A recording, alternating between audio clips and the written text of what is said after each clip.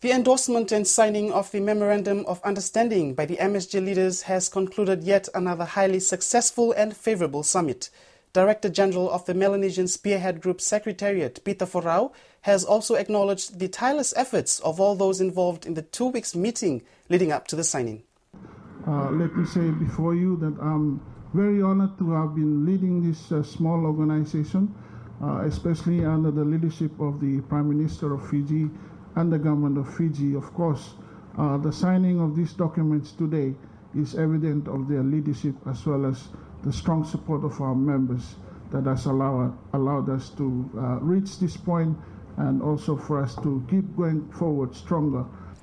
For the MSG leaders, the endorsement and signing of the various agreements has further added another dimension and profile to how we do things in Melanesia, particularly in the area of trade and fiscal management. What the handbook will do is it will clarify the rules of origin for goods that will be traded under the MSC trade agreement.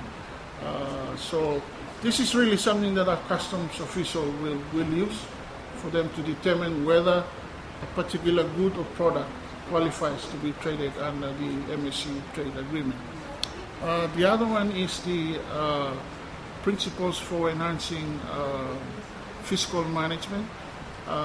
They are guidance for our finance and economic officials as they endeavor to improve their fiscal management and public accounts.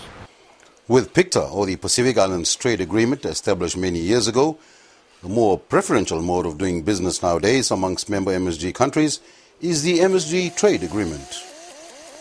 But apart from the normal trade in goods of the past, skills movement within the MSG region has been highly recommended by our MSG leaders, as it not only enables the availability of professional capacity within the various workforce, but at the same time minimizes unemployment, particularly in a major industrial economy such as Papua New Guinea, where major mining operations like ExxonMobil will require a large workforce from within the MSG region. That initiative was intended to improve visa arrangements between member countries.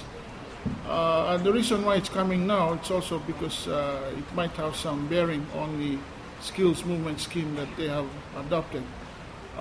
What has been decided by our governing bodies is for a formal arrangement to be developed, and the good government of Papua New Guinea has agreed to draft that formal arrangement, which will be brought to our legal offices, the subcommittee on legal and institutional issues, to have a look again and then bring it up again through our decision-making processes for consideration by our governing bodies. So that's the state of play.